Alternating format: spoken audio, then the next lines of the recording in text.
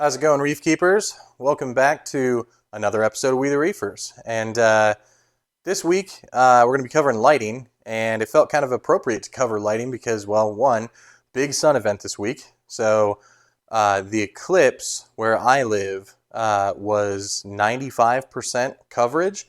So pretty darn good, right? People out on the West Coast got 25, 40% or something like that, somewhere in that range. So I feel a little bit bad for them. But through kind of, everywhere spanning up from I think through Texas and Louisiana area, up through Arkansas, Ohio, Vermont, kind of on an arc passing through those regions. Um, Everybody was pretty close to 100, and it was a cloudy day. So I was worried that, we weren't going to be able to see the eclipse. And I actually went to grab my daughter from school in between classes because luckily my class schedule allows me to snag her myself as opposed to her having to ride the bus, which is cool. But as I pulled up, it was it was pretty funny. It was pouring down rain, and they had. I mean, it's an event that you want to see it. You might not see it again. You really conceivably, very possibly might not see it again. So they forged ahead because there was no lightning. So it was just steady rain. So I pull up to the school to get in the U-shaped pickup line, and here's 200 kindergartners all standing out with those little paper solar glasses that they give them. And the solar glass, they're staring up into the clouds. And the solar glasses literally had become saturated with rainwater because it's just constant rain. And so these kids are soaking wet, staring up at the sky, and their solar glasses were so wet they were falling off their faces. So all the kids had their hands on their faces, holding the solar glasses on, which was such a crazy sight to see. And so I parked, and I could see my kid, which was cool. So I got to see her trying to see it, and it was wild. It's almost like two storms were kind of jostling alongside each other. And I could see this crease in the sky where it was lighter, and then there were darker clouds around it. And I was like, oh man, if that would just open up for a minute, because I knew the sun was right there. You could see the glow of it behind these, light gray clouds. And it was wild. All of a sudden, one storm over the course of 3-4 minutes kind of shifted and started to move at greater speed away from the other one. And for literally I would say a 60-second window, it was a full, unobstructed view of the actual eclipse, at its, it had to be near peak. It had to be above 90%, when that took place. And so I stepped out of my car to see the kids, and when I opened the door of my car, the roar of these 200 kids, screaming in joy, just in this pouring rain, looking up at this thing with their little glasses was so epic. That's what it's all about. It's really cool. A really cool thing for them to witness and see. And I hope everybody got to see it because I'm a huge space nerd. I often feel there's a whole parts of the hobby, whole large contingents of reef keepers who also have tangential interest or deep interest in everything from space to tech and cameras and reptiles, and it's so interesting to see what else reefers are interested in besides reef keeping. Because if you're keeping a saltwater reef tank and you're putting that kind of work into keeping a saltwater reef tank in your home, or multiple tanks for probably most of us, because you're so into this hobby, I have to believe there are other hobbies and or just hardcore interests. So I know there's a large contingent of space freaks in this hobby too, and I'm way into it. I am there for that. But the other reason I wanted to do kind of an average hobbyist lighting overview, so to speak, just a me, regular reefer, no deep knowledge on spectrums and lighting or anything like that, but plenty of familiarity with certain lighting products at this point, 6 years in. The other reason I wanted to do it is because, and this is kind of, unfortunately, audio viewers are at a disadvantage here, but visual people, if you're watching on YouTube, take a look right in front of you. The 3 lights that are on right now, do those look like Radions to you? They're not. So I did do a massive equipment change to my tank, and I would personally call it an upgrade, right? Up for debate, but I'd call it an upgrade.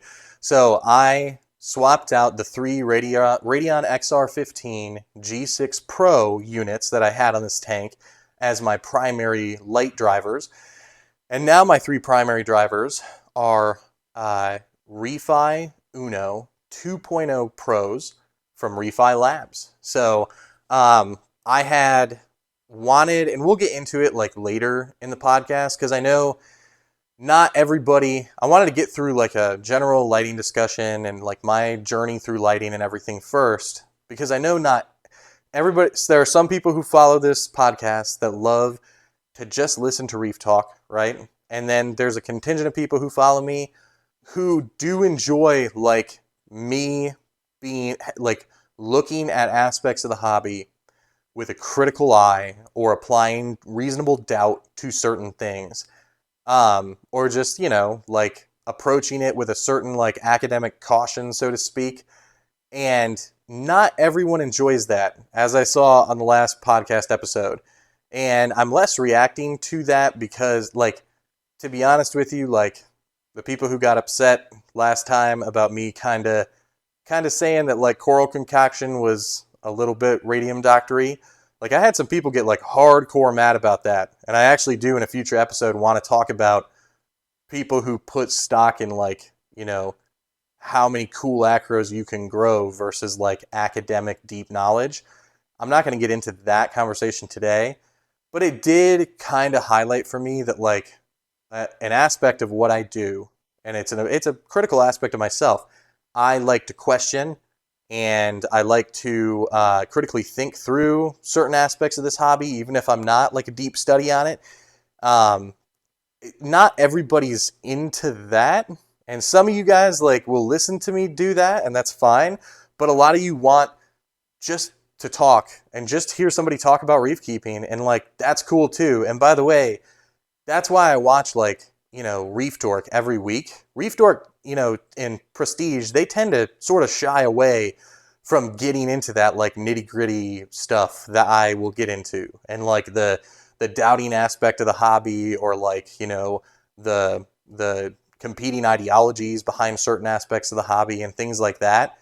I don't want to shy away from that. That's like a pillar for me of what I'm interested in this hobby. And like I have like, a core belief system that informs that, right?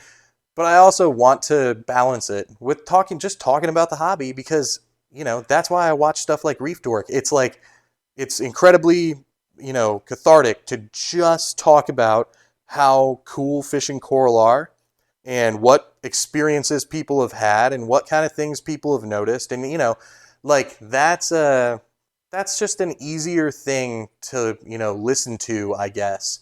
So I'm gonna try, at least when I can, like when the topic affords the ability for me to do this, to sort of segment things out, so that, like people who want to get into that more critical stuff with me, you can hang out and like, get that. And then people who don't, we'll have part of the episode that's just about reef keeping. So I'll start out with that. I'll start out with just like reef keeping talk. So my new lights, which I'm incredibly, incredibly happy with, are the final stage, or the latest stage. Like, I act like I'm never going to upgrade my lights again. I'm going to bring you through my light journey and show you how many times I have upgraded my lights. I don't think I've ever gone through that, even in like, any of the YouTube videos that I've posted. So I'll start at the beginning of my light journey in reef keeping. Okay. So I'll say right off the bat, again, I've been in the hobby 6 years. It's not that I don't have the opportunity even now to do this, but I entered the hobby when LED reef lighting had like fully saturated and taken hold, and was like industry standard, and like not, really disputed by any large contingent of people. We'll get into people who, dispute this, dominance or like superiority of LED lights later. But for now, just know, when I entered the hobby, all I knew was LED, right? Like I'd had no preconceived notions about gear, about lights, about, what corals preferred, about, spectrum, about anything. So I was like, all right, I'm going to get like a cheap reef light for my Fluval Evo 13.5 gallon tank. So small tanks and like reef lights, like that's an interesting, I think it's easier to pick lights for a big tank because you're just like, okay, like I can go with bigger lights or more small, a higher quantity of smaller lights. And I know I've just got this expanse that I need to light, and I kind of got to worry about if it's a mixed reef, the different levels where, how the lighting is going to be striking the reefscape, because certain corals are going to be grouped in certain places. But like you just have this bigger canvas to work with and make adjustments on. But like a light on a small reef tank, like you do, I think, have to, probably more carefully think that through.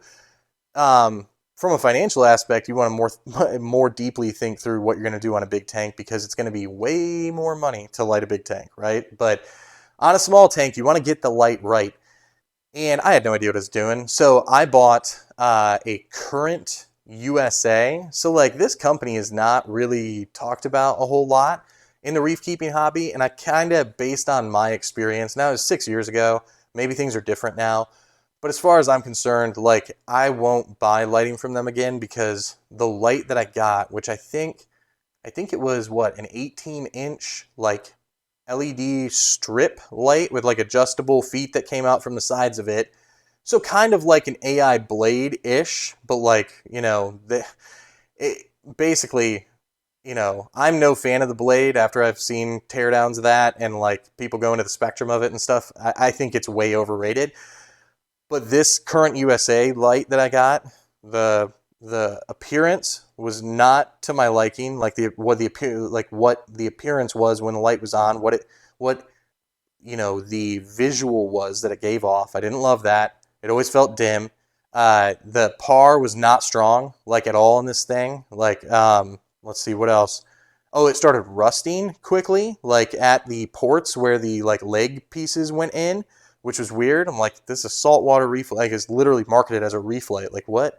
And then controlling it, oh my God, it was an absolute, I think they have an app now. I think I saw an ad for them recently where they had like an app, so that's good. But at the time it had this like control box thing, and it was just the jankiest thing, right? And it would like lose its clock and all the time, and it was just terrible. So I struggled with that for a while, and then I was like, all right, I can't take it anymore.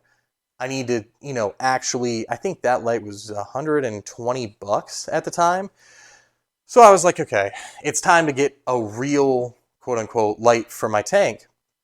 And at the time, and I still champion people watching this series because I think it is a great encapsulation of, all of the like base pillars of reef keeping. Even though I don't really agree with like where the company is today, like it's still a great series. But I had just watched 52 Weeks of Reefing, and I'm like, BRS is the shining city on a hill. Like I'm going to look to them if I'm going to get a quote unquote real reef light. And at the time, the AI Prime 16 HD was like getting huge push from Bulk Reef Supply. It was their best selling light. Tons of people were giving it rave reviews. The AI app was very solid. I don't know if any of you guys remember that before they ported all of the AI. Like the AI app may still exist, but most of it's been ported into Mobius at this point. Like I control all my AI stuff over Mobius now. So like basically I got this AI Prime 16 HD, put it on a little mounting arm over the tank, and I was like in love with that light. And by the way, that light still runs over that tank to this day. And it still functions just fine with the exception of the lenses melt, right? Which is like not a great look. By the way, AI, come on with the lenses. Like that's just so bad. The fact that they haven't fixed that. I have a video out on AI customer service about other things, but lenses included. That's a mess. But with the exception of the lens melting problem, that light has served me pretty well. So I was good with that and ran it with success until I won a contest at my local reef store for a AI Prime, no, not AI Prime, AI Hydra 32 HD. Put the AI 32 over that same tank for a while.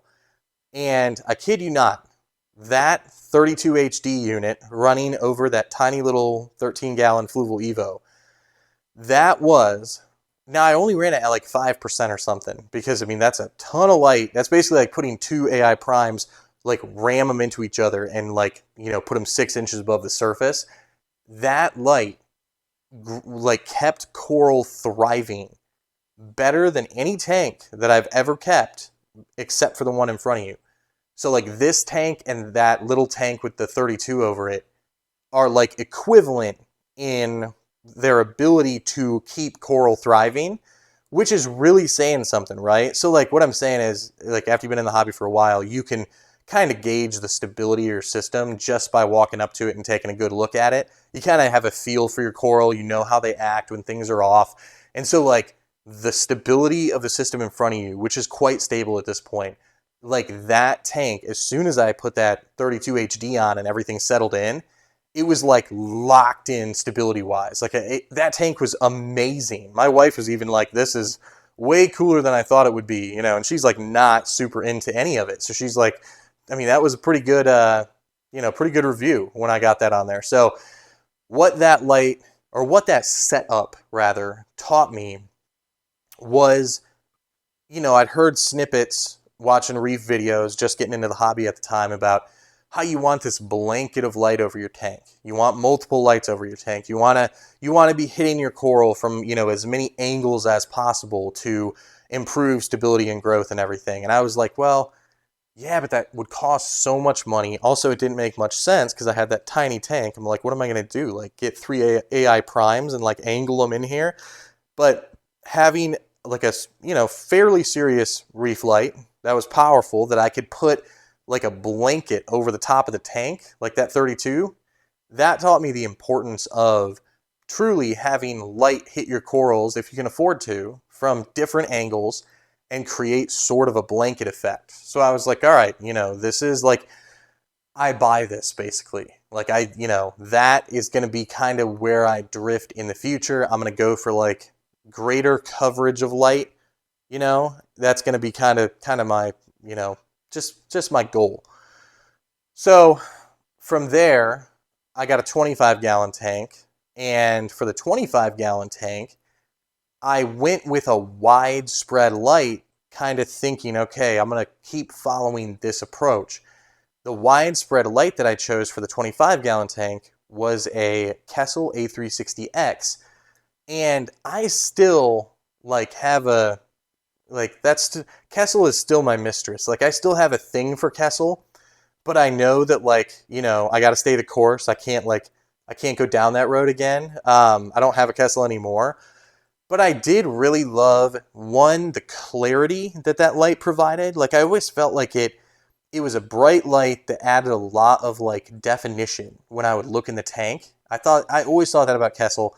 And I also did like the shimmer. I will say this, I think that Kessil needs to like dial the shimmer back about 25%, because it is hard for me, at least, and my wife echoed this sentiment. It's difficult to look at a tank for a long period of time when it's so busy with shimmer, right? And I understand that like the real ocean reef is very busy with shimmer, right? And that's what it's like emulating.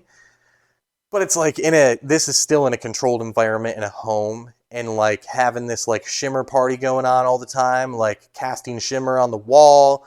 You can just see this thing moving in your house in the background. I just think they need to tone it down a little bit.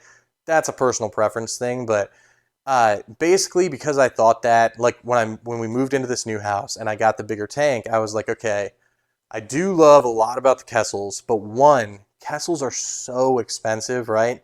I just think they're expensive.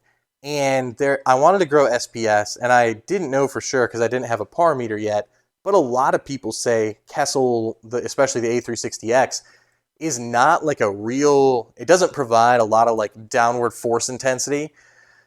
So I was like, and like, I'm not making any claims. That's what I read. And so I was like, all right, you know, I think instead of paying, you know, crazy money for a couple more Kessels, I'm going to go a different direction, and I wanted to do something that was like a gold standard safe bet, right? I wanted a gold standard safe bet for my brand spanking new reef tank.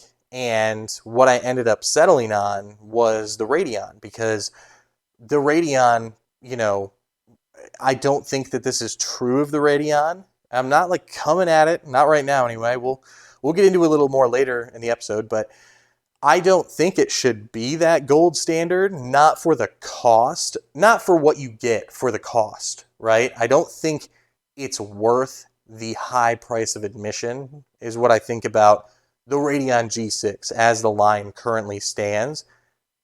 However, it's, like, it's not a bad light. It really isn't. It's going to grow coral. It's going to give you a ton of spread. I was really drawn to the spread thing because I had good experience in that Fluval Evo, providing that blanket of light. So I'm like, okay, if this light, they were talking all about how like the light bounces off the glass so good and back onto the coral to illuminate areas of the coral that would otherwise be dim.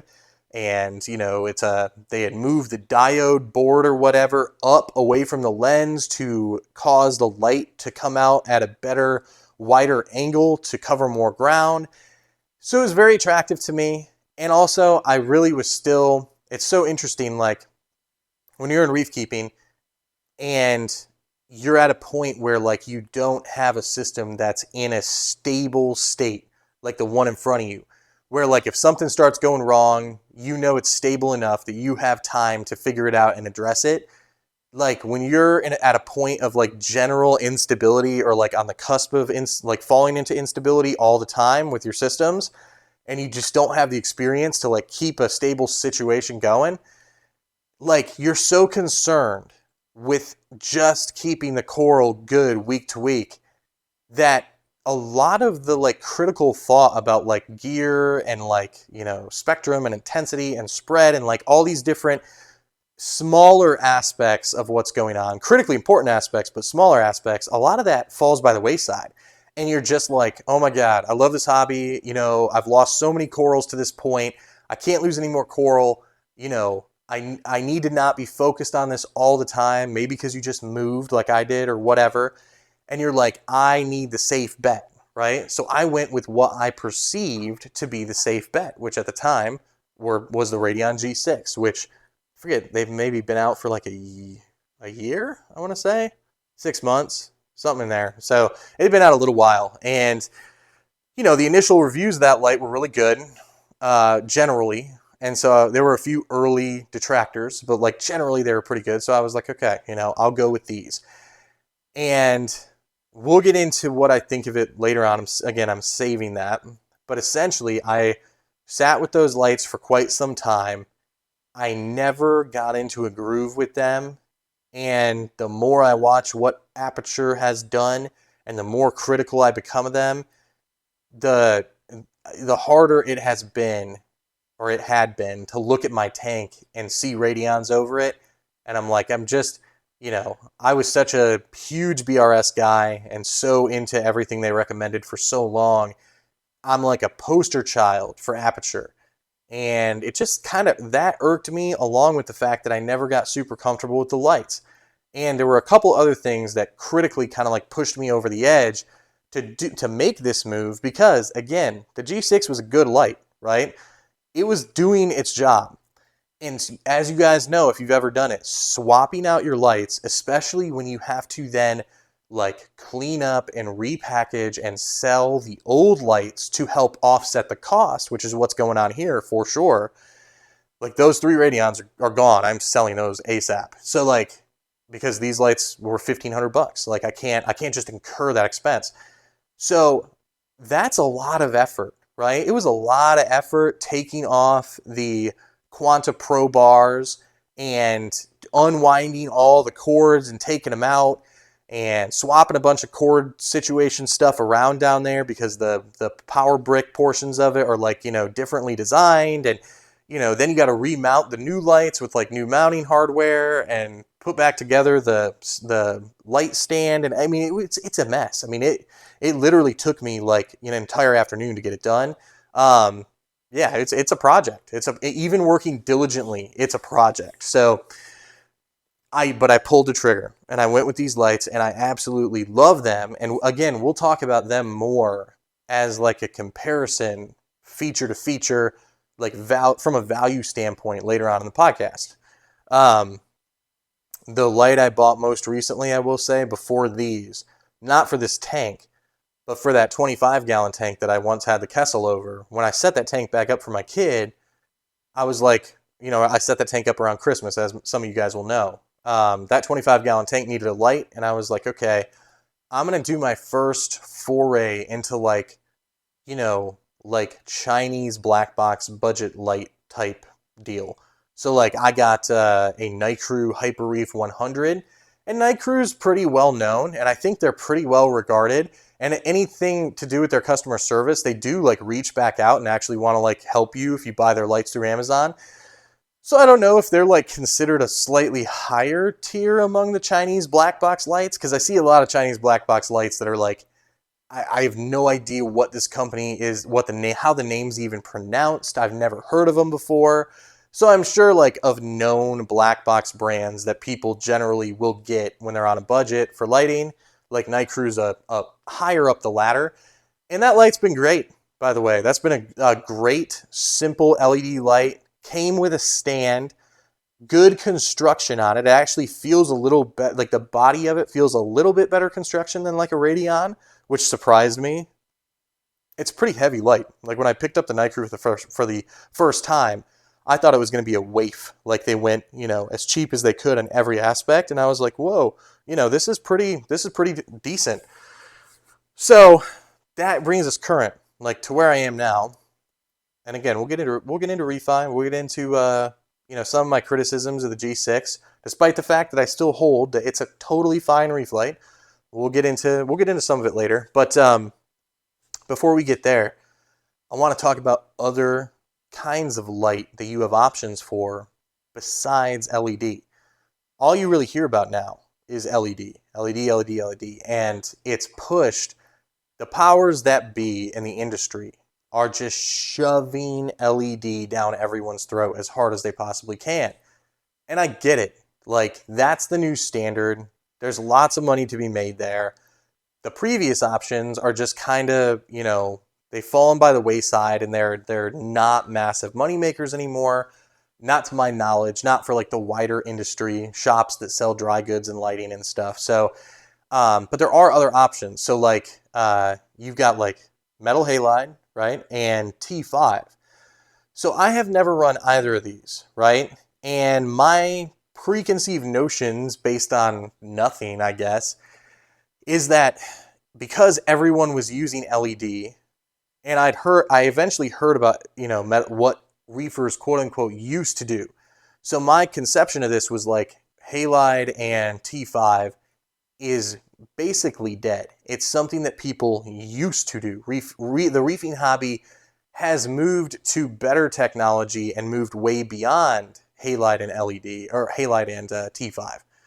So as I've learned more though, and by the way, I still don't know a ton about them. I have no experience with them, but as I've learned more and talked to people more about them, I'm like, all right, maybe there is something there, right? Because I have heard some pretty respected like coral farmers and like older school reef keepers who have 100% had LEDs running over tanks in conjunction with tanks running halides or running T5s. I've heard plenty of respected names in the hobby say, oh yeah, like, over my main acro system, like I got LED on everything else because they're so easy to control and they last for years and years and years. But over my main system, my baby, I've still got T5 fixtures. So like that always interested me. But I had a conversation with Salem recently where he kind of revealed to me like he's one of these people and he's young. So that was the different thing that made me kind of sit up and pay attention when I had this conversation was like, normally these people who are like, oh yeah, I still have a bank of T5s back here, I still got an old halide running in the basement or whatever, they were always older reef keepers. And I'm not talking like old, they're like, 40 and up, right? But compared to Salem, they're old. And Salem's like, again, he's a microbiome guy through and through and through, bread and butter, right? But he did concede to me the one like gear thing that I really dug deep on, because it is of such critical importance to the health of the animal, and it absolutely has bearing on my own research because it's such a critical component, was like spectrum and light intensity, and like what lights provide, what types of spectrum, and all of this, deeper light research that like I personally have never done. I don't have like I don't even know if they call them spectrometers. I would imagine it's a like something you measure the spectrum with is a spectrometer, but I don't have anything like that. I've got just a basic par meter, right? So according to him, he's like essentially a huge believer in halide and T5 because they like, one, it's his own anecdotal evidence. He's like, he grows zoas, and he's like, these things grow better under these. They just do. Like, he doesn't have anything against LED per se, but he does think that like we jumped off on the LED train really, really fast before it was totally understood, and that there are like missing things about specifically like the spectrum offered up by LED that you find with T5 and halide, right? So like basically LED still has a way to go before we get to the level of like safe bet that is provided by T5 and halide, which is, again, for a young guy, such an interesting tact to take. So that was really interesting to me, and it made me kind of view T5 and halide in a new light, like with a newfound respect, right? And when he talked to me about spectrum and like how most reefers are running like, such a blue heavy spectrum to get like the black light pop, but really what's best for the health of many corals is to have basically like all channels cranked at 100 so that these corals are getting saturated in as many different color channels as possible, right? I'm probably using like incorrect terminology, but you know how on LED control apps you have sliders for every color channel? Essentially, Salem's like the direction people should be drifting toward is like cranking those channels all up. Like that's better for the animal because that's what the animal's getting on the reef. Now, he did concede, by the way, Blacklight Party people, that there are certain corals that color up better for like to human like our standard of enjoyment. Like that, basically they color up with colors that humans like to enjoy in their tank more with those deep blues running, right? With heavy blue. So he's like, some color up better under those. However, technically, what they're getting out there is what you want to replicate for like peak coral health and growth. And like that's a lot more of all of these different colors across the spectrum. So his contention is like T5 and halide provide that better than many LED fixtures do. And I don't have a reason to refute that, like, because I don't know, right? Like, he's a smarter guy than me, and he's researched these animals in a far deeper level than me. All I can offer up is my limited perspective and my anecdotal evidence of different LED lights. I don't even have experience in T5 and halide. Now, what I'd like to see, and this is not some kind of like crazy challenge or anything, this would be more of an academic discussion, but what I would love to see would be Telegram and Salem talking, like just having an open, hour or 2 hour live stream where they just chit chat in a super chill fashion about lighting, because that would be such a fascinating conversation to have this like, new school, scientific process grounded, kid who also is pulling like technology that many of us consider dead into the mix because he sees reason that it is more relevant than ever right now. And then a guy like Telegram, who is a deep study on lighting as well, like a deep study on like, gear, lighting, tech, and is a believer, at least as far as I've seen, in LED And I don't think it's that he thinks LEDs necessarily better than like halide or anything like that. I think it's that, and this is kind of the tack that I take with it. At this point, what's done is done, and the future's LED, so we need to focus our energies on LED, or like that's just, the best place to focus because that's where all the development's happening. And that's kind of how I see it. Like, unfortunately for like T5 people and halide people, like maybe they do provide better spectrum and stuff like that. And, it doesn't really, in the long term for T5 and halide, in my unesteemed opinion, it doesn't really matter if they're superior because everyone has gone so heavy LED. And LEDs are, like, the efficiency part's debated, but they are technically more efficient, right?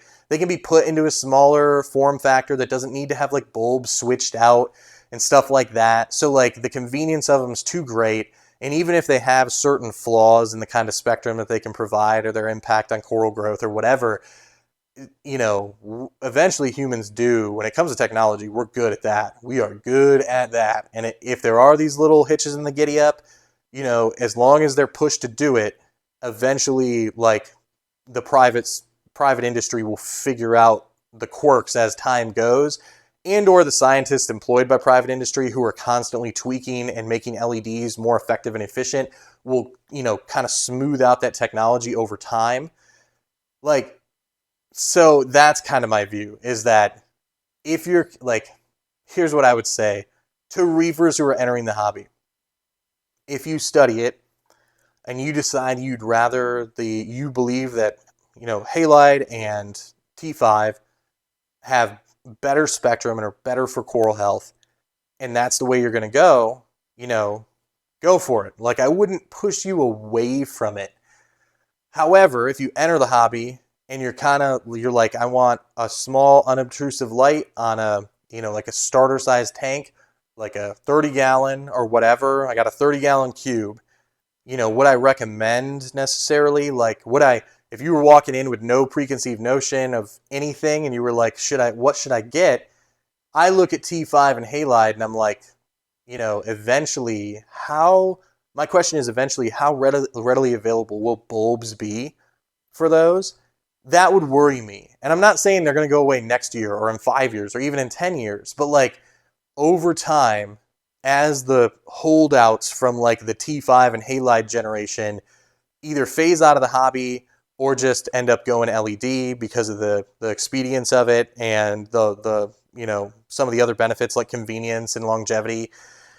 Like, as that happens and new blood comes in the hobby and more LEDs are bought, I don't know what the long term looks like for T5 and halide, but I'm pretty certain LEDs are going to be around for quite a while yet before we find something newer and better than LED, right? So I would probably push someone with no preconceived notion or who doesn't want to do some deep study into the pros and cons of all these different things. I'd probably push them toward an LED light, right? Like a simple LED light. And it's funny, like, when I'm like, what would I recommend? Like, I'm sure someone would ask that in the comments. Hey, you said you'd recommend a light. What would you recommend?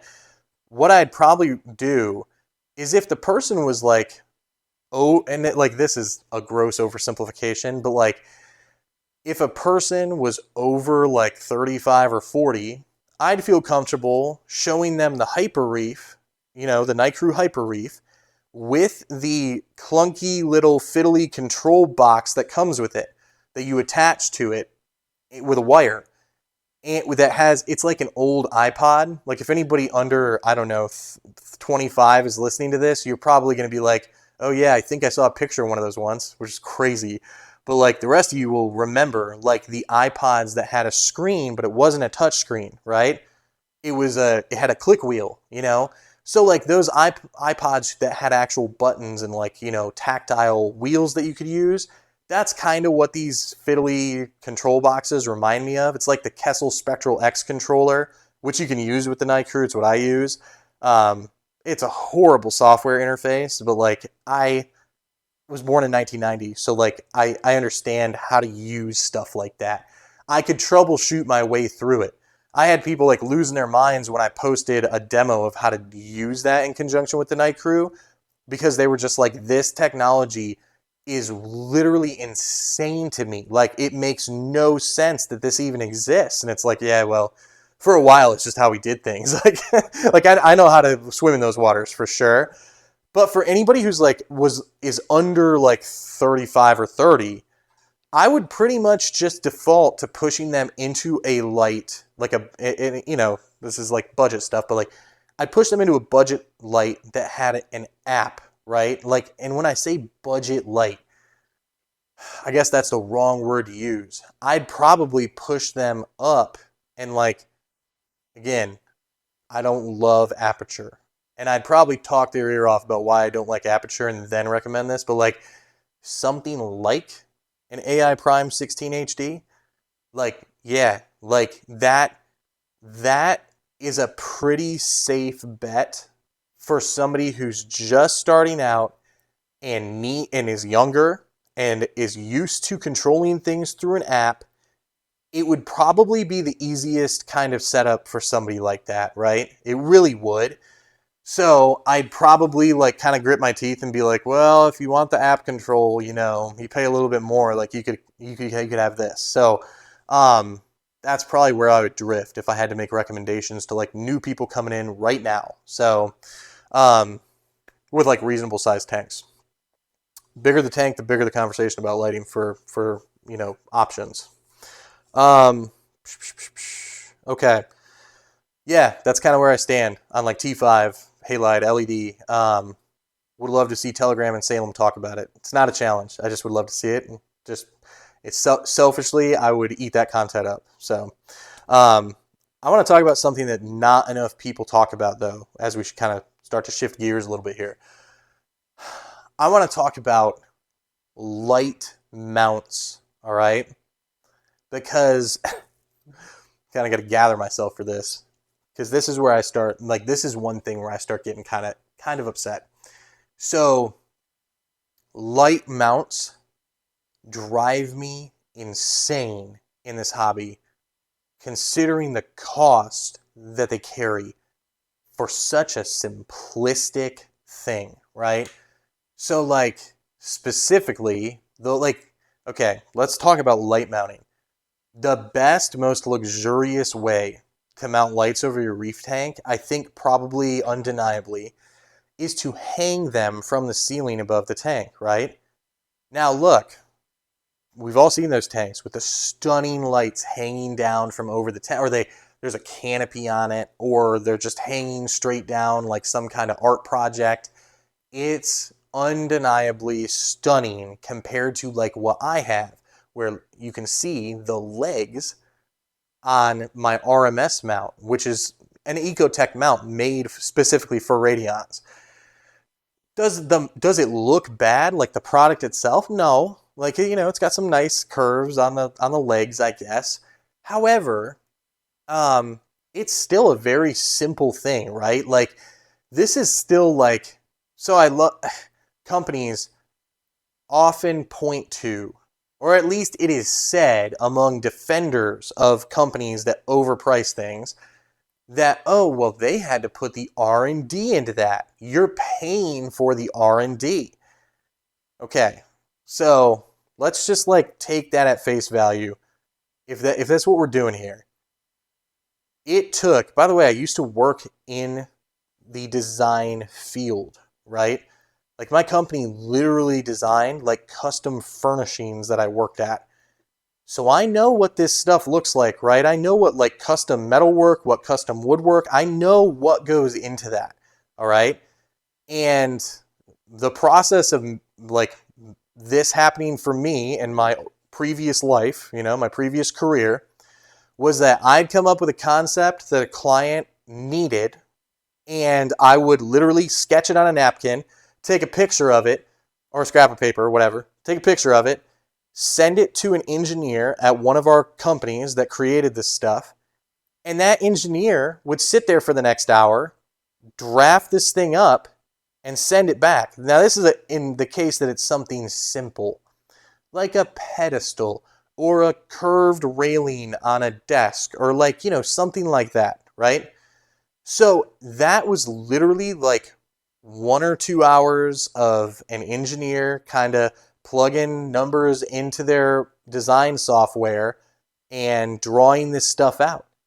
And now the design process can take longer for more complex things.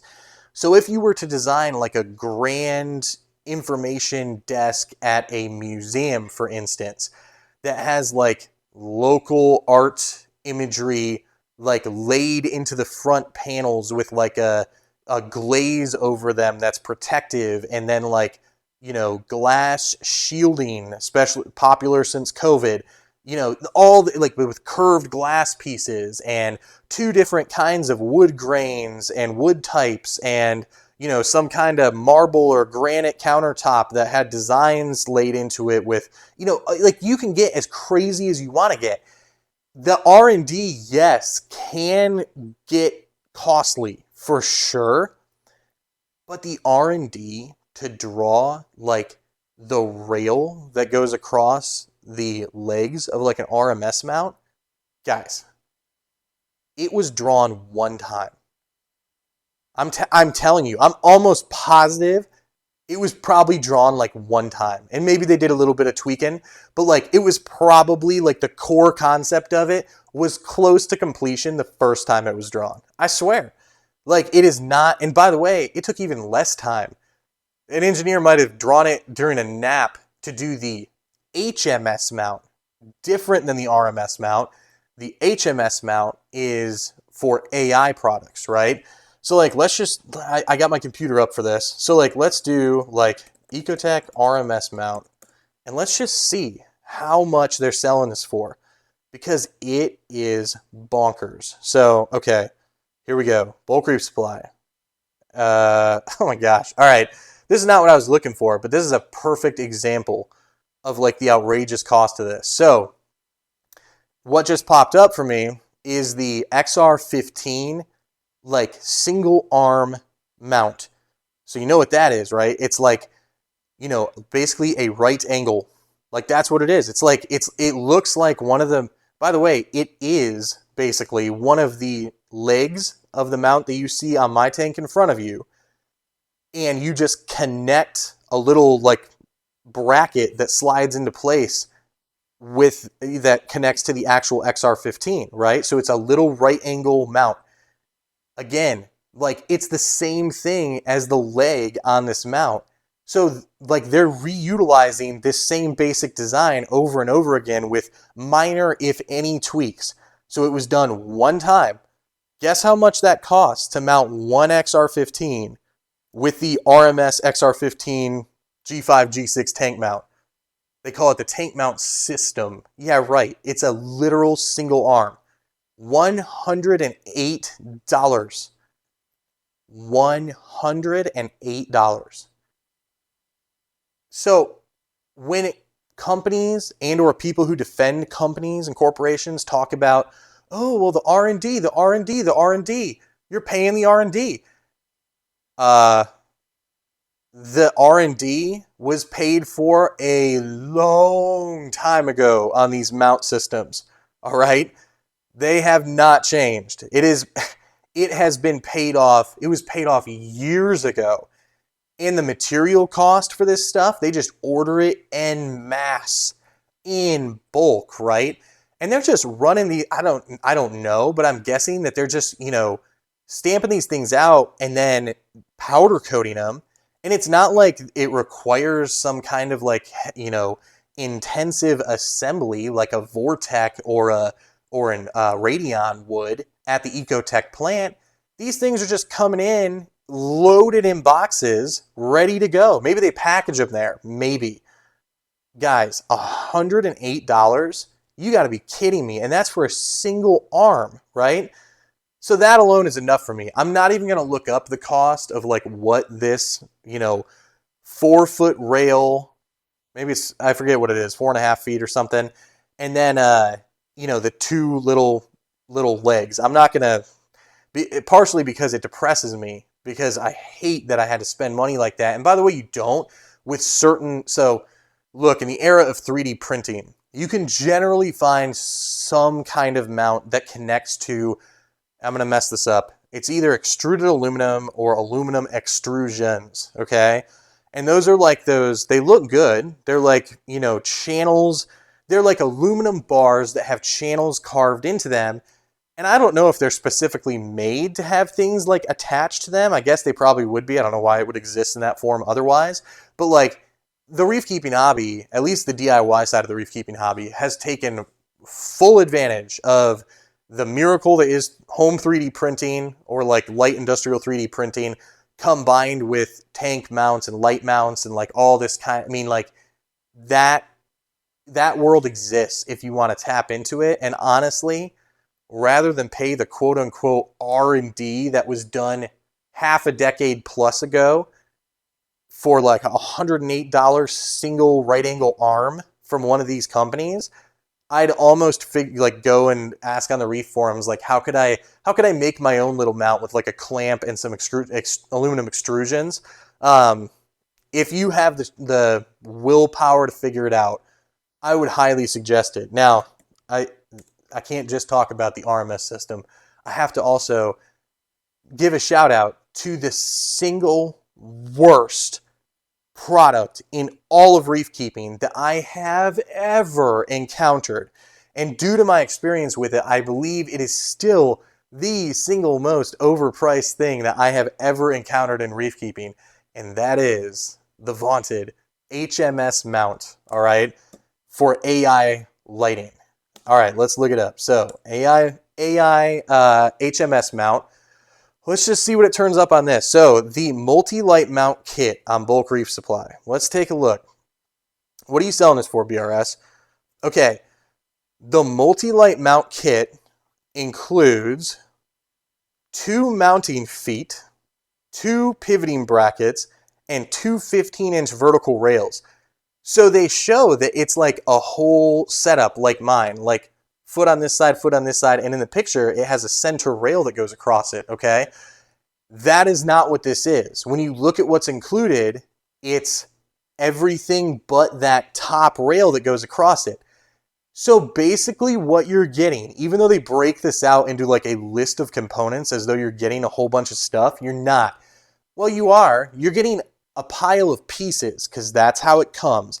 It's a pile of pieces that, in my experience, none of the pieces fit together because they are so badly machined with such poor quality control that the metal, there's like metal shavings and like, little bits of metal that are hanging out that don't allow like the plastic feet to go into the rail. The plastic feet themselves are like, totally off. The dimensions were totally off for me.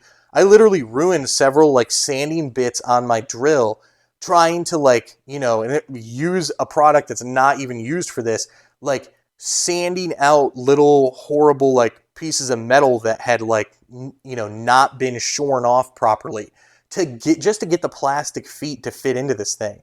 It was literally like I had cuts all over my hands. They don't finish the edge. So like the edge, like people don't know this, but most products that you get, especially products that cost as much as the pricing I'm about to reveal to you for this HMS mount, like it's called out, at least at good companies, to like sand down or soften. We used to call it softened edges. So like when you get like you order a block of acrylic or an acrylic shield for a desk or something, you would call out for the edges to be softened so that if somebody grabs it and it like slips, there's not like a sharp edge that would cut them. Oh, the HMS system literally like it just got chopped off on the line. Nobody softened that steel where like the cut occurred. Nobody took off all the little shavings that are still attached that would obstruct you putting it together, and they just ship it out, right? And they charge for the 2 feet only on Bulk Reef Supply, $91. 2.5 stars. That's what it's rated. $91 for 2 feet. It is literally like this is what I have to take a breath because I get so upset when I see stuff like this because it is unabashed greed. It is unchecked, just filthy greed is what it is. The R&D on this stuff was paid so long ago. And by the way, before I move on, EcoTech, I just want to say, is the absolute king of all the Aperture, the whole Aperture umbrella of all the companies that I personally have experience with and like have seen pricing for. The greed of EcoTech is unmatched. They are the king. It is ridiculous. Like real quick, I'll get off this quick, but you guys know the cost of an MP40 now is $470 for an MP40. How long has the MP series been around? They've updated it like once to make it supposedly quieter. I can't verify that, but I didn't have the original version. But like, guys, they haven't changed the like basic way the MP40 works or even the basic profile of the MP40 since its like a debut. And you're telling me that R&D is not paid off, that in fact the R&D cost is increasing over time along with inflation? Because that's what a $470 price tag for a power head reads to me. I understand that it's cool that it hangs on the cords on the outside of your tank. They just keep re-upping that patent every time it comes up. I get it. Like it's different. But why are we still paying the R&D cost for that? It was paid off 100 times over years ago. And people would argue with me and say, look, it's a luxury item. It's become a luxury item and people buy it, right? You guys ever see the episode of The Office where Michael Scott has like peppermint bark or something and he's eating in his office and like in depression and somebody's like, nobody likes that stuff. And he goes, they wouldn't make it if people didn't buy it. And by the way, it's true. The more people buy into the hype for that power head and buy it, they're just going to keep inching that price up. An MP40 is going to be $500. It will be $499 by the end of 2024. I'm calling it now. $499 for an MP40 by the end of 2024. They know no bounds. And when I say they, I'm not even talking about EcoTech. I'm talking about Aperture. They know no bounds. They don't care. So, for what you can get for $100 or less that provides the same amount of flow, it's just me, guys. Like, this is where I get into stuff that angers some people. And this is just me. This is my view. But I believe that companies, like, there are so many people out there that are like, companies exist to make money. Sack up, Sally. Companies exist to make money. And I get that. But like, the MP40 does not have to be $470 for EcoTech to turn a profit. And I just believe that every entity in society, even big venture capitalist groups like Aperture, are beholden in some way to like the human species, right? Like at some point, you need to not just raise prices to ridiculous levels just to sleep on a bed of money every night, and that's the only reason. Just to own it all, just to sleep on a bed of money that gets taller and taller and taller by the day. Like, to what end? Like, world dominion? Like, I don't know what again, our hobby's very, very small. So nobody's going to dominate the world with buying up the reef keeping hobby.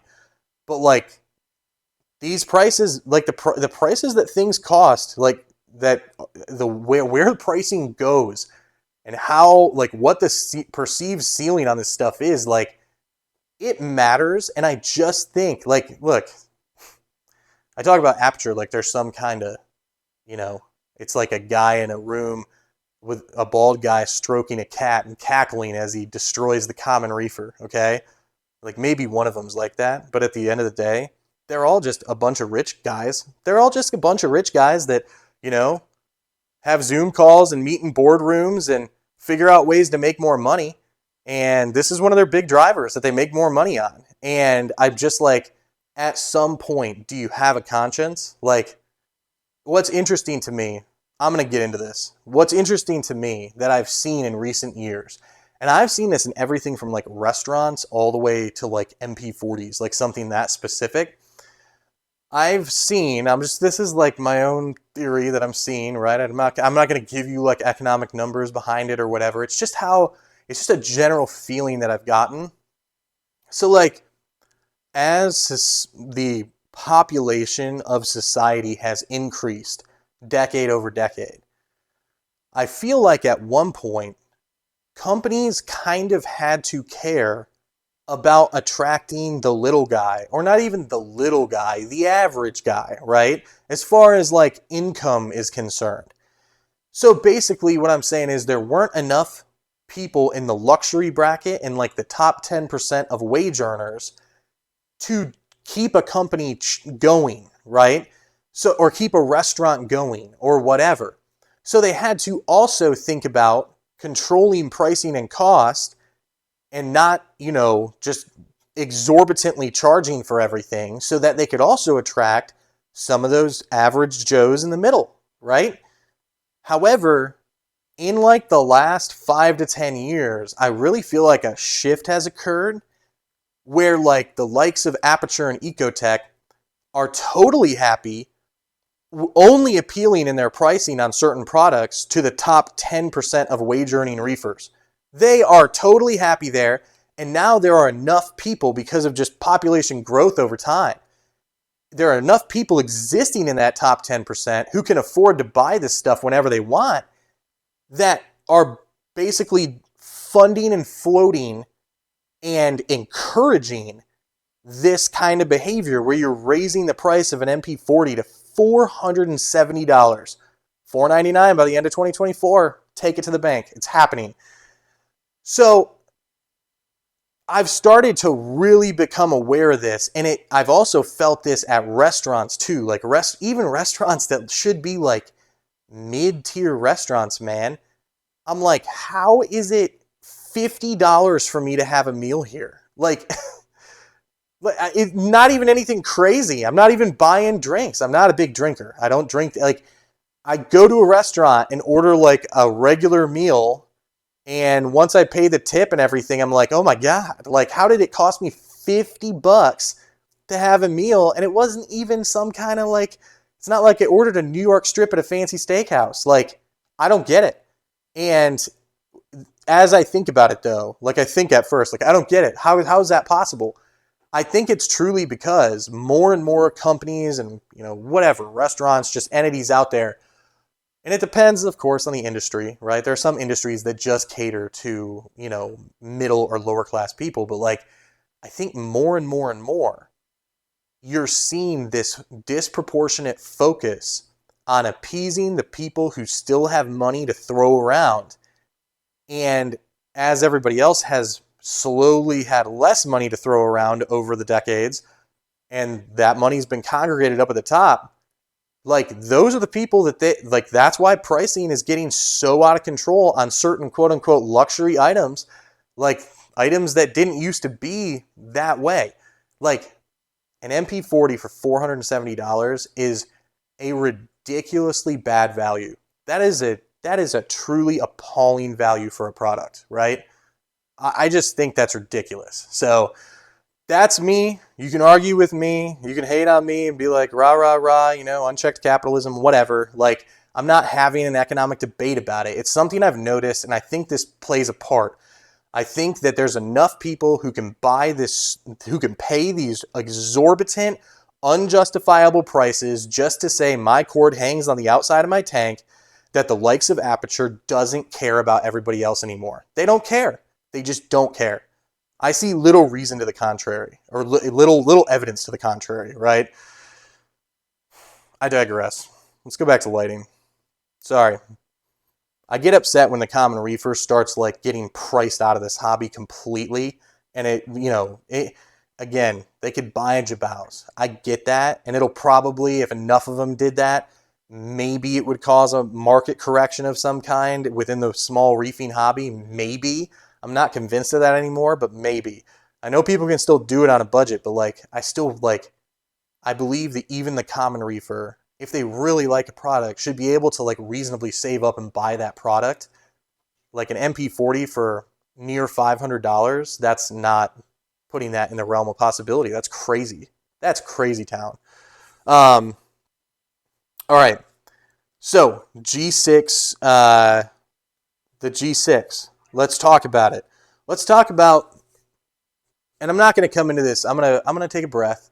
I'm not going to come into this like because I'm hot about the Vortec. I'm not as hot about the G6. Okay, but it is interesting to me. So like, the more I thought about this product, the more interesting it got. So basically, we have the G5, right? G6 comes out.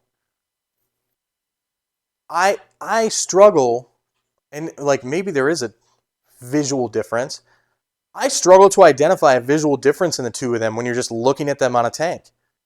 I don't really see any, like, dimensionally are they different? I don't think they are. Is like the form factor overall different? I don't think it is. Does it have like, wider spacing for the plate that's over the fan or like, I don't think so, right? Is it a different mesh kind of grill over the fan? Is the lens different? Like, no, no, no, no, no. To me, the G6 is the G5 and with a couple of tweaks, right? So like, here's the tweaks.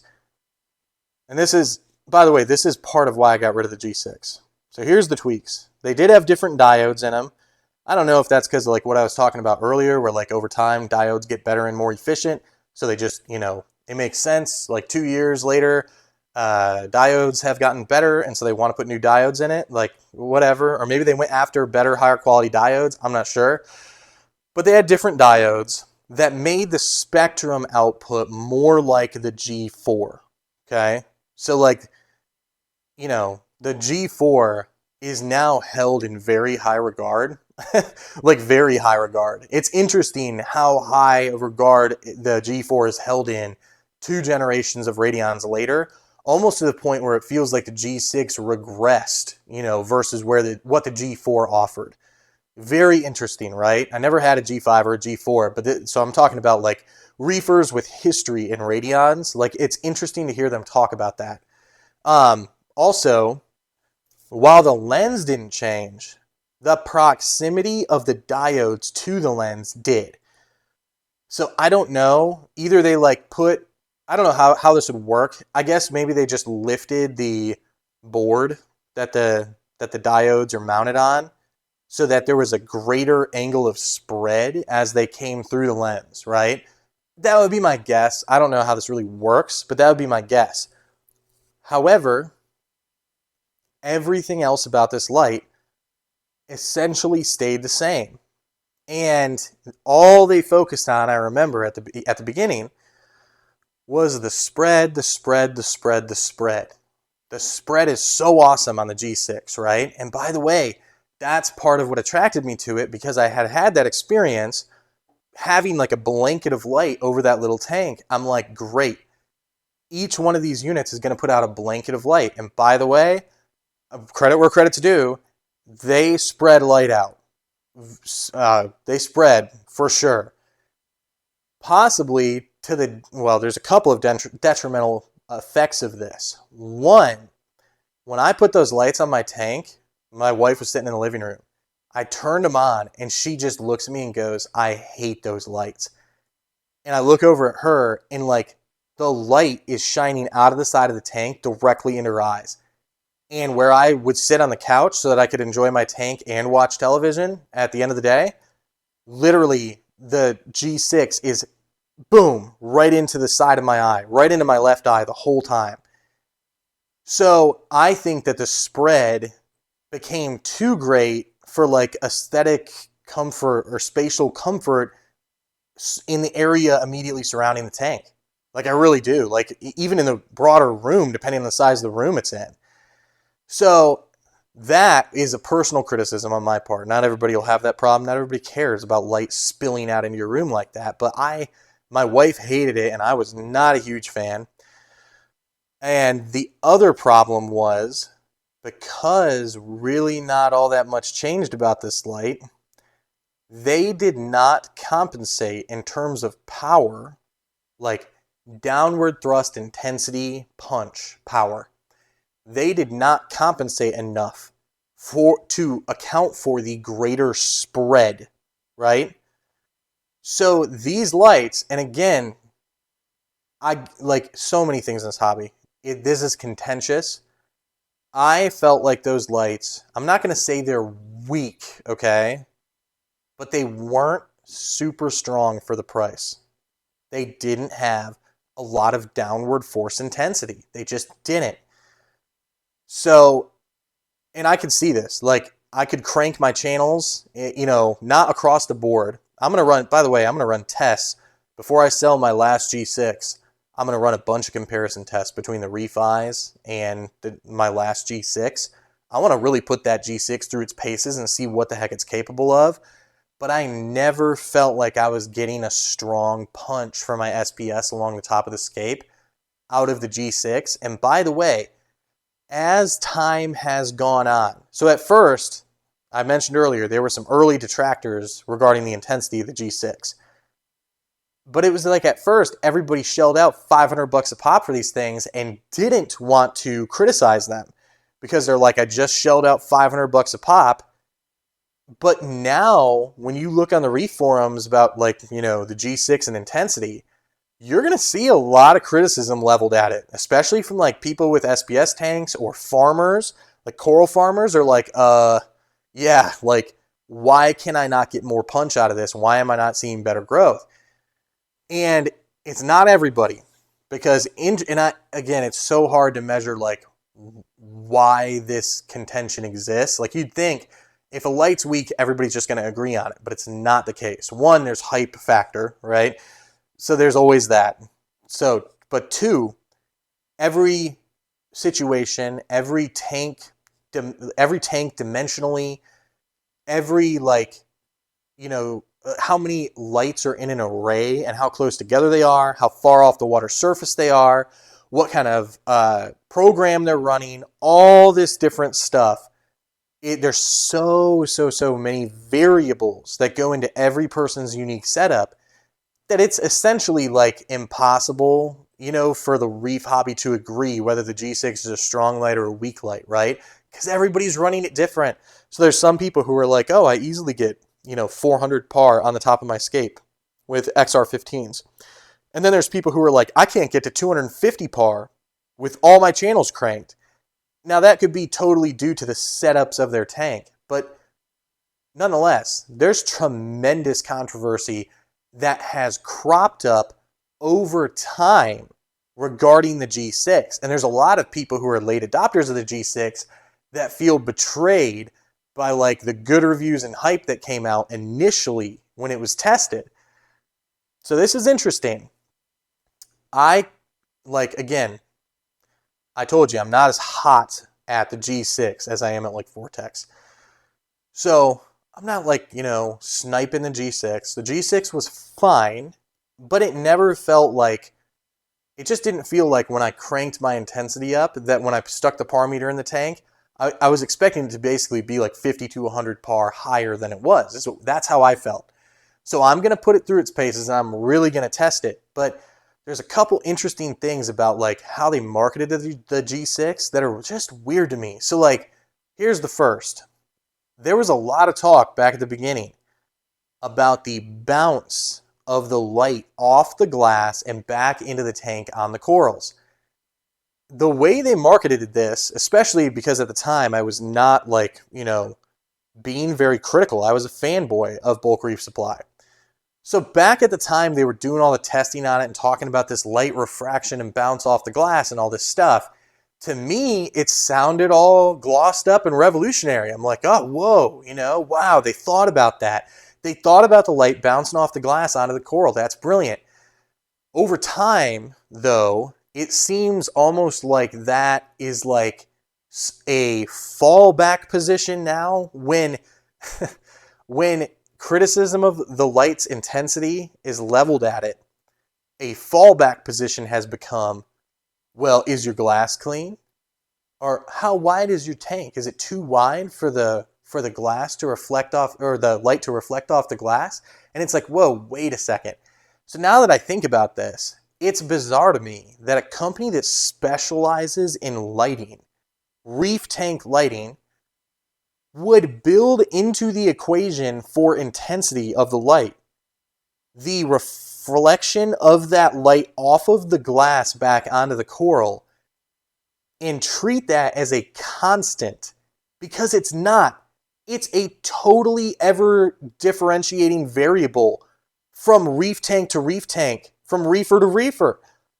That is a total variable factor in this equation.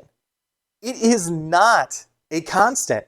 So why would you base part of the light's success off of this? It seems like very wishful thinking, or, well, either ignorant thinking or wishful thinking that like this will work out long term and everybody will be happy with it. Or there's this. It kind of feels to me, I'm sure somebody's going to get really mad in the comments, whatever. I'm rolling with it.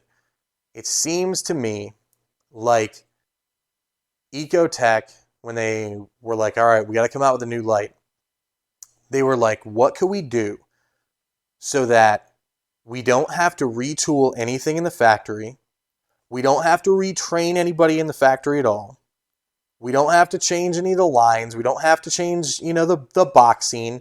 We don't have to, activate any new parts of our supply chain.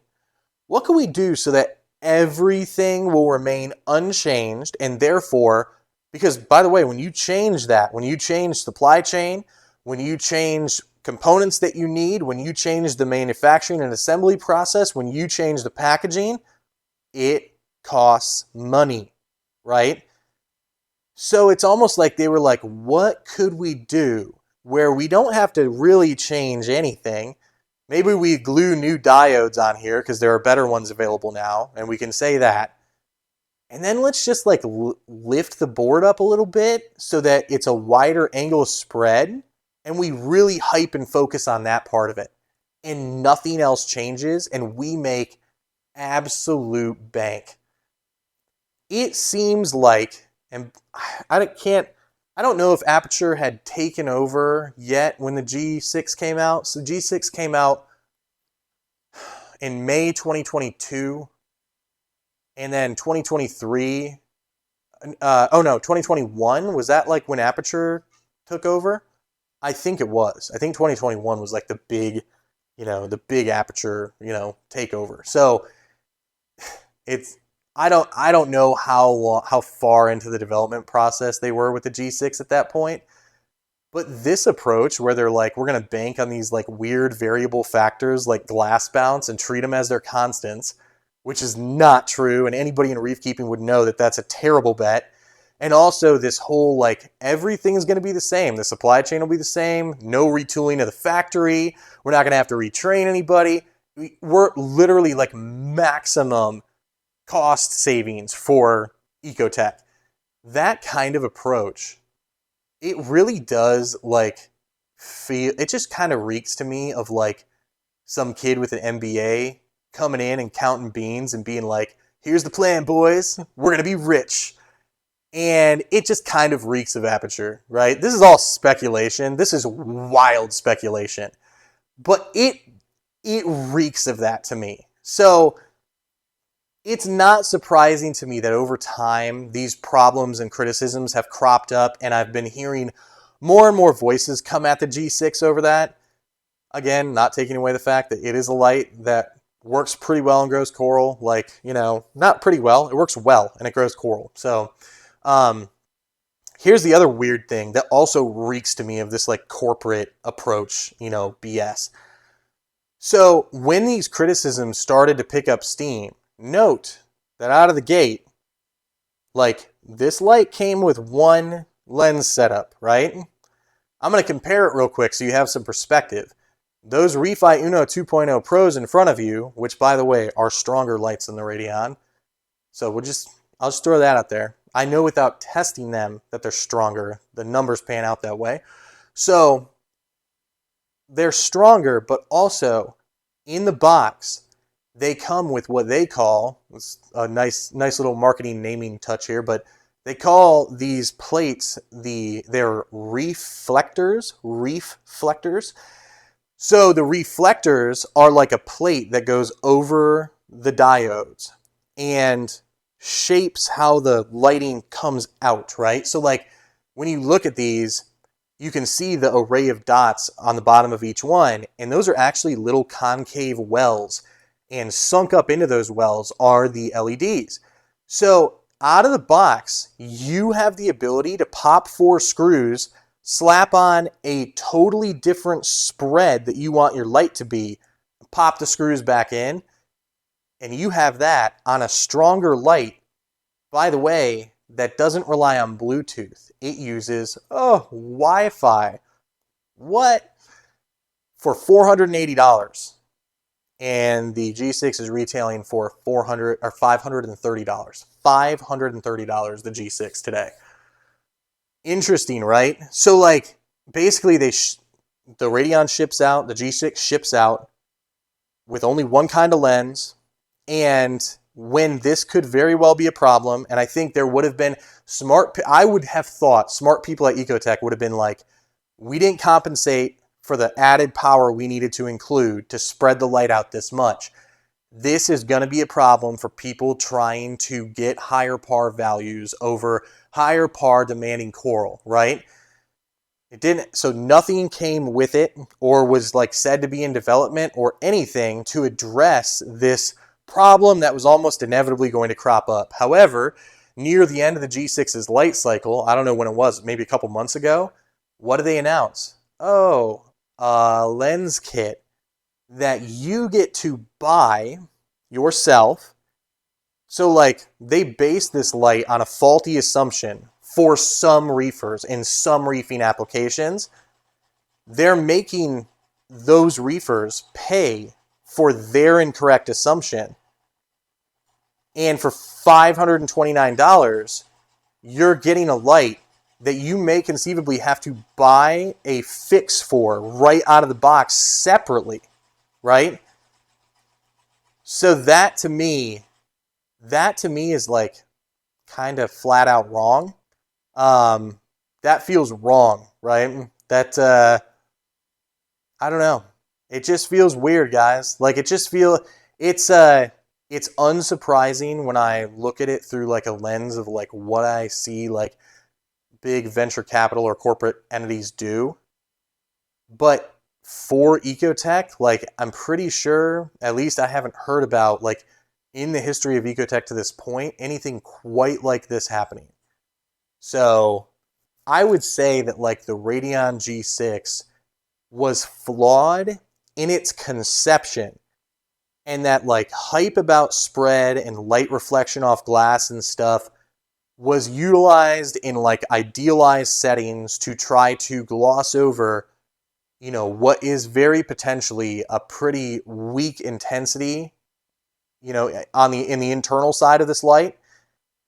And then they're kind of trying to make you pay for the fact that they didn't make the light strong enough way down the line after the fact.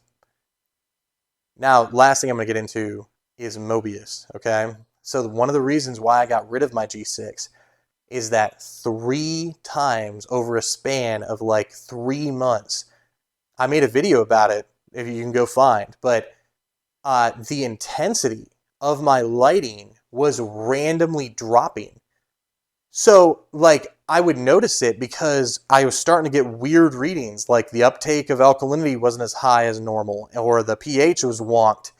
And I'm like, oh, there's a problem with, like, my equipment, you know, in some other regard. And then I would, like, look at, the appearance of the tank, and I would think to myself, it's kind of dim. Like, it really looks kind of dim. And upon putting a par meter in, oh, it's at, like, 50% of the strength that I have it set at. However, when I would hop into Mobius, it was telling me that everything was fine. And what ended up fixing it was having to like take the, like, basically delete the light and factory reset it, and then set it all back up and hook it back into my aquarium in Mobius. And once I hooked it back into the system through Mobius, like, then it would work properly again. But guys, like, that's not, and it was all three of them. So I would have to do that to all three every time. So Mobius is so weird to me. Like, one, they want you to use Bluetooth only. They're keeping EcoTech products Bluetooth only, and AI products that way, because clearly, again, this is big corporate stuff. They want you to buy an MXM module so that you can use Wi-Fi with their products, with AI and EcoTech products. And in order to use an MXM module, what do you have to buy? A Neptune Apex. So in order to make EcoTech products that cost, like Radions, that cost $500+ a pop, work on Wi-Fi, which they're treating as some like luxury thing, where like ReefIs, the lights you see in front of you, for $480 have Wi-Fi programming out of the box. They're treating Wi-Fi like this big special thing that you have to pay for. And you do. You have to pay 2 tiers, once for the MXM module and once for a Neptune Apex, in order to have that functionality. And even then, the reviews of the MXM module are dismal at best. They are not good. So the product that, like, this whole like triple tier journey that they take you through to just yank all this money out of your wallet to get a basic feature set that every reefing electronics should come with in 2024, at the end of it, you still don't have a system that you can bank on. That, to me, that is like, I hesitate to say criminal, but it's really bad, guys. It is so dirty. So essentially, I am, like, this is my first major move in backing out of Aperture, because I can't trust it anymore. By the way, there's stuff wrong in Mobius, like the clock drift. Everybody knows that one. You set your lights to go off at 10 p.m. and then, like, the next day they're going off at 10:01 and then 10:02 and then 10:03 and then it's back to 10:01 and then 10:05, and the clock just drifts like crazy. And if Aperture's not willing to let EcoTech pay some guy, some computer nerd, to go in there and fix those lines of code so that the clock works properly on their devices, I have no faith that they're going to fix this random intensity drop problem. And I have no faith that they're ever going to fix, like, the MXM for all the people who are desperate for Wi-Fi control functionality on their EcoTech and AI devices through their Neptune Apex. I have no faith that they're going to do any of this stuff. So, I don't know. Like, it really just seems to me, like, I guess I haven't heard anything about this, but we can expect a G7 over the summer. And that's going to tell us a lot. If it is, like, I mean, it'll probably come in a different form factor. I think we'll have to concede that they can't get away with doing the exact same form factor again. I wouldn't put it past them, but I think probably it will come in a different form factor. Maybe it'll go backwards more toward the G4 or something like that. Who knows? But basically, for the money that they charge for this stuff and the multiple tiers that you have to go through to gain access to basic feature sets that, once you gain access to them, like Wi-Fi through the MXM and Apex, are unreliable at best, the return on investment and value that you have to gain for shelling out those hundreds and thousands of dollars for this quote-unquote quality, high-quality, premium stuff, I just don't believe it anymore. That has all been eroded for me. My faith in everything Aperture has been utterly and completely eroded, and lighting is like the poster child of that, right?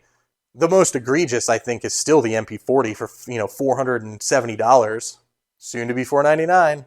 Just wait. But yeah, the value of what I got for $480 a piece from Daniel at ReFi Labs, guys, the people laugh because I still don't know what they're called, but is it the driver? The mean, like, on a Radeon, you have a Meanwell driver, right?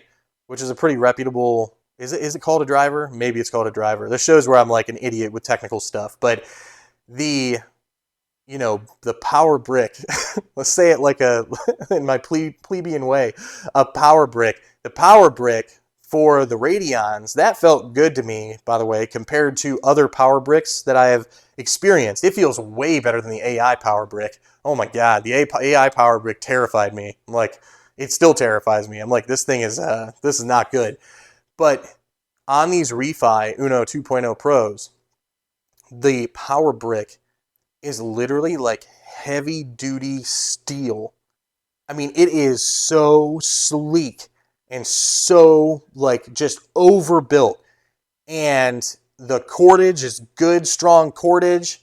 So like the lights come with a little screen on the front of them to help you with like programming and connectivity and stuff like that you can toggle on and off via Wi-Fi, by the way, because after you connect it to Wi-Fi, you can be anywhere in your house and like check on the status of the light or hop in there and change settings or whatnot, change your ramping, whatever.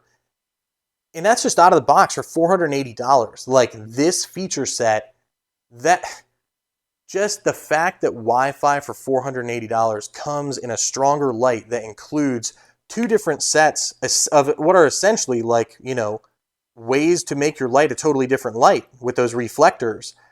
That to me, oh, and let me mention before I go on, a 3-year warranty. That to me, it's just stunning. Like I'm like that value to me where I am in reefing now, 6 years in, that value needed to be rewarded, right? Like once I studied up on what light I wanted to switch to, I'm looking at this like, and I've got lights now that are, I'm represented on the light front by Luca at Quanta Reef and by Daniel at ReeFi Labs.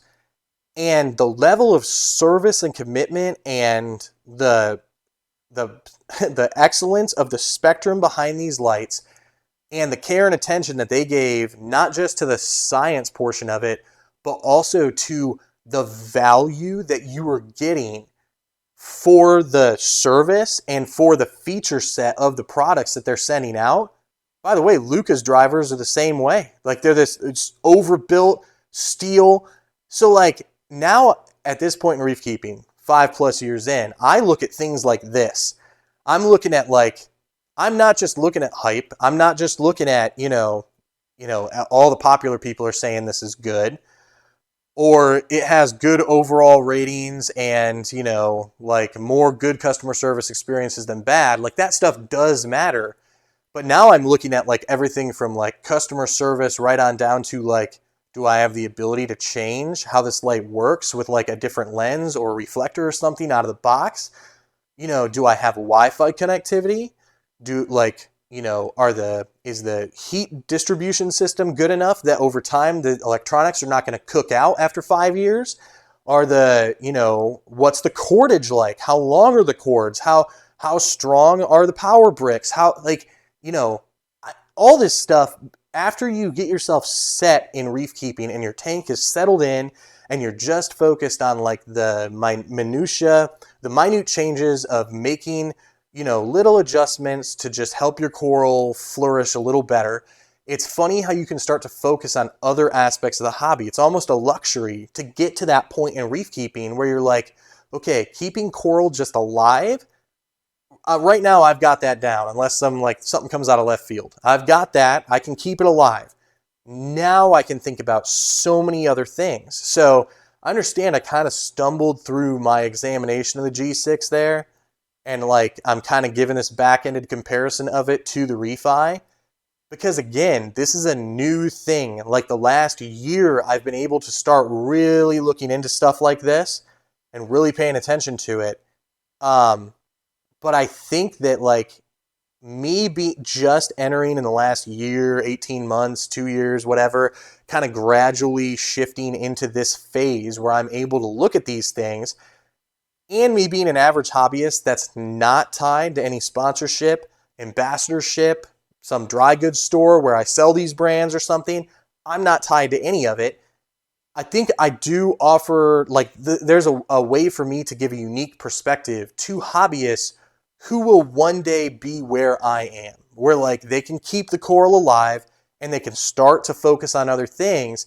And I kind of want, people who are getting to that point to be able to be aware of some of this before they do what I did and spend thousands and thousands and thousands and thousands of dollars just going for what they consider to be the quote unquote safe bet or the best bet or whatever everybody else is doing because it must work if everybody else is hyping it.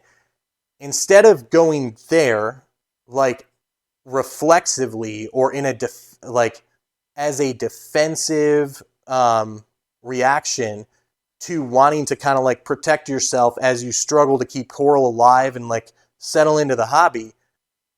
I just want to be that perspective so that when they get to this point, they're like, oh, okay, like I do have other options. There are other options that are considered equivalent value to like an EcoTech Radeon or a better value even.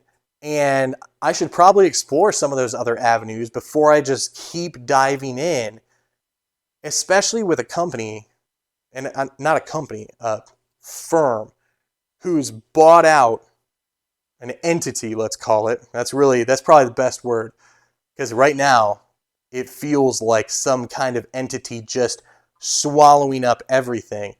Like when it comes to Aperture, I have no trust left after the horrible customer service experiences I've had of late, especially with AI, after the unreliability that I experienced with Mobius and the Radeon, after I started looking at like what the Radeon G6 actually was versus the G5, and I kind of realized what the writing on the wall was there, some of what was quite potentially like, as much of a money grab as they could pull off without changing hardly anything about it. I mean, the build quality of the Neptune Apex and the way that they've moved Neptune across the country so they can have greater vision and control over them, but also like, all their products are out of stock and they're like a disorganized mess. I'm like, how's this going to pan out? Like basically I feel uncertain and I have like no way to confidently say that any of these companies that are operating under the umbrella entity of Aperture, none of them are companies that I would say are like a totally, like their product, service, or feature set, and considering the value and return on investment you're getting, none of it's like what I would do. I just wouldn't. So again, I understand there's people who are just like, dude, stop talking about this. I don't care about this. I just want to, talk about coral and fish. This is my happy place. Stop bringing, all of this like stuff about economics and society and all this, unfortunately, like I can't. Like this is how I think, and I think it's important. And even if you don't like that, I think it's important that people doubt. I think it's important that people question. I think it's important that people critically think about things beyond the hype or beyond what, companies want you to see and feel and believe, and that you have influencers out there who are not tied to some ambassadorship or sponsorship or, getting free stuff and not disclosing it or whatever it is that you can bank on in that way, that are going to shoot you straight, even if you don't agree with them, even if you don't agree with me. I think it's important for you and for the hobby that some of us exist and be able to have this doubt and this skepticism and ask these questions and push the powers that be to into the light a little bit and kind of hold them there until they're uncomfortable, because that means things get better. That means that exposure means innovation could get better, that they feel more heat, that they feel bad about maybe moving the price of the MP40 to $500 right at Christmas time. Maybe they think about that twice if enough people talk about it, right? So that's why I keep doing this, despite the fact that some of you have begun to resent me for it. And it saddens me that there are people whose opinions I so respect and who I've followed and that I really, really, I love hearing their thoughts on the hobby, that are like you're annoying for doing this now. You're annoying to me. I don't want to hear it. I'm sick of it. I'm not going to listen anymore. And I'm like, look, it does sadden me. I understand reef keeping something else for you. You pay attention to other things in it. But I'm going to keep doing this, guys, because like I think that like taking a flashlight and shining it into these corners where generally people aren't talking about things or companies are, you know, counting beans in the dark, I think that it is important, right? So, yeah, that's it. Be skeptical. Seriously, just always ask questions and be skeptical. It's too important. But yeah, that's what I have to say this podcast episode. It was a long one. I know some of it was disjointed, but it's a lot to talk about and encapsulate.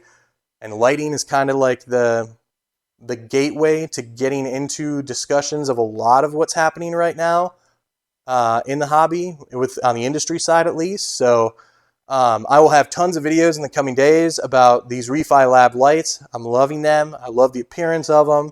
I love the functionality of them. I love the feature set of them. I feel like it's a great value. I love the warranty.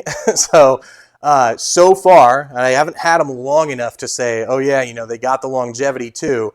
But I'm feeling very good about these, and I'm very eager to compare them to the Radeon G6. And we're going to see. Like, I'm going to go into this with an open mind, and I'm going to literally show it on video, cranking these channels up, so you know for sure, right in front of your eyes, like, this is a real test. Like, this is happening right now. Let's compare how strong these lights are versus one another. I wish I had a spectrometer. I'd test spectrum too, but I'm sure somebody else can do that. All right, guys. Have a good week. I hope that all you stay safe and get your work done and make it through to the weekend so we can all do a bunch of tank maintenance. Have a good one.